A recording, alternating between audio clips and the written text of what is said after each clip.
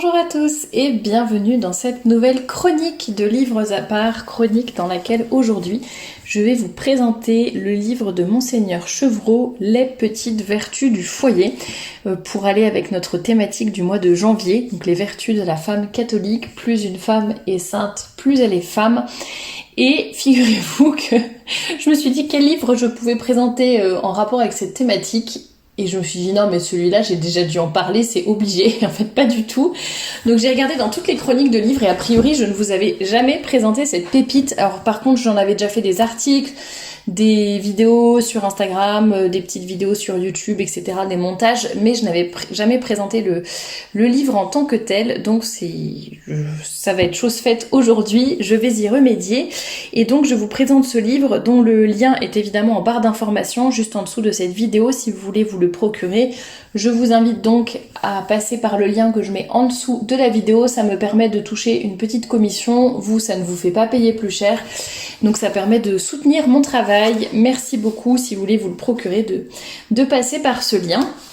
Alors ce livre est tout petit, c'est vraiment une petite pépite comme on pourrait dire, il fait 80 pages mais c'est 79 pages exactement, mais c'est un petit format donc ça se lit vraiment très vite et très facilement, mais l'objectif n'est pas de le dévorer et de le lire très très vite, mais c'est plutôt de le méditer. Ça peut vous servir d'ailleurs de petit livre pour faire votre oraison le matin, mais en tout cas il y a vraiment beaucoup de choses très concrètes pour la vie de famille notamment, mais ça vous servira aussi, même si vous vivez seul ou que vous êtes célibataire, ça peut vous servir dans le cadre du travail ou même de votre vie de façon générale, ça permet de travailler les vertus.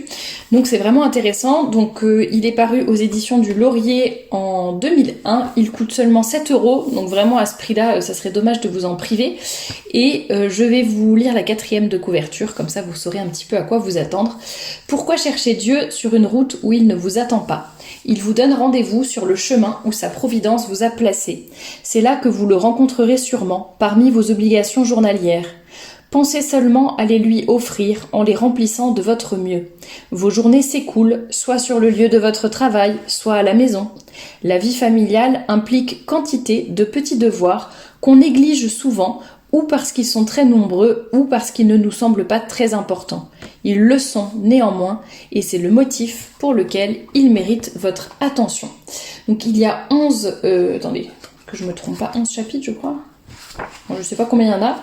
1, 2, 3, 4, 5, 6, 7, 8, 9, 10, 11, 12, 13 chapitres qui correspondent à 13 petites vertus, hein, les petites vertus du foyer. Je vais vous les lire. Donc la vertu de courtoisie, d'effacement, de gratitude, de sincérité, de discrétion, d'espérance, de bonne humeur, de bienveillance, d'économie, d'exactitude, de diligence, de patience et de persévérance. Alors bien évidemment, il ne s'agit pas de tout, comme je le disais, de lire très très rapidement, de tout avaler d'un coup, de se dire je vais travailler sur toutes les vertus d'un coup, alors je vais tout lire mais après ça va rentrer par une oreille et sortir aussitôt par l'autre. Vous pouvez tout lire d'un coup bien sûr, mais le but ça serait d'y revenir, de vous dire tiens sur quelle petite vertu puis-je travailler, peut-être celle qui me manque le plus, celle qui fait le plus défaut, celle qui fera le plus de bien à mon foyer ou à mon entourage, à mes collègues, etc. Et ensuite d'essayer de travailler concrètement dessus. On a déjà parlé à plusieurs reprises sur cette chaîne de la volonté, de la motivation, des résolutions, etc. On est au mois de janvier, c'est le moment de le faire de façon concrète, de pas juste avoir des bonnes idées qui nous traversent l'esprit comme ça, mais vraiment concrètement de mettre des choses en œuvre pour avancer et pour avancer sur le chemin de la vertu et aller vers le ciel tout simplement. Alors ce que je vous propose, c'est que pour chaque vertu, je vais vous lire une petite citation, comme ça vous donnera une idée un petit peu de la façon dont le livre est fait et comment il se déroule.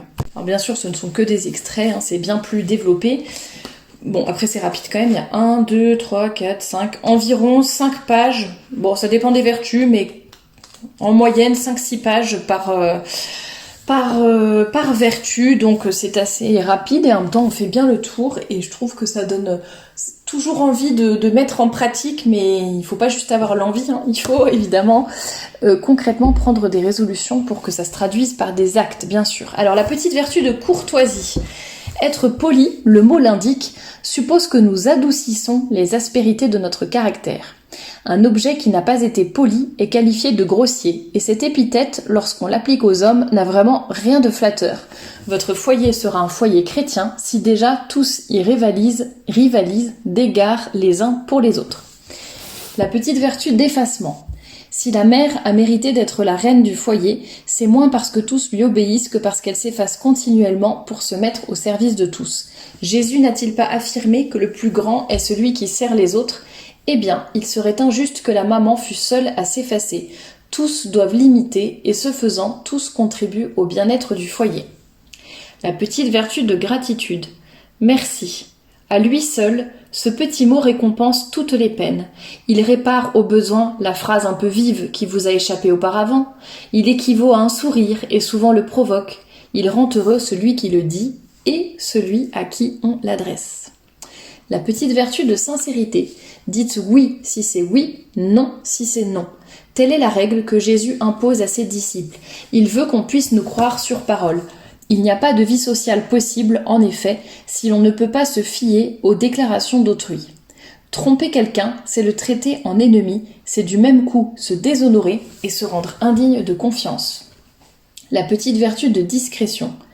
La vertu de discrétion consiste premièrement à ne pas vouloir tout connaître et deuxièmement à savoir ne pas tout dire. Je répète, je trouve ça important. La vertu de discrétion consiste premièrement à ne pas vouloir tout connaître et deuxièmement à savoir ne pas tout dire. La petite vertu d'espérance. Espérer, ce n'est pas être sûr du lendemain, c'est avoir confiance aujourd'hui, non pas confiance dans les événements imprévisibles, mais en Dieu qui les dirige et qui nous aime. La petite vertu de bonne humeur. La bonne humeur jaillit d'une conscience pure et d'un cœur généreux. Il reste à la développer à l'aide d'un double exercice. Habituons-nous à voir le bon côté des choses et les beaux côtés des gens. Le cœur généreux, on en a parlé d'ailleurs, et la pureté aussi, on en a parlé dans des podcasts. Alors, attendez, je vais vous dire si... le 12 janvier, 8 janvier. Non, alors on en parlera. Enfin, j'ai déjà enregistré le podcast, mais il sortira seulement ce vendredi. On en parlera de la pureté, je crois qu'on en parle ce vendredi. Et le vendredi suivant, on parlera de la générosité notamment. Donc ça rejoindra un petit peu ce qu'on vient de lire dans ce livre, Les petites vertus du foyer. La petite vertu de bienveillance. La bienveillance consiste d'abord à porter sur autrui des jugements empreints de charité, à ne point diminuer ses mérites, à se réjouir sincèrement de ses vertus et de ses succès, même lorsqu'il réussit là où nous avons échoué. La petite vertu d'économie. On peut donc être à la fois généreux et économe. Il faut même être économe afin de pouvoir se montrer généreux.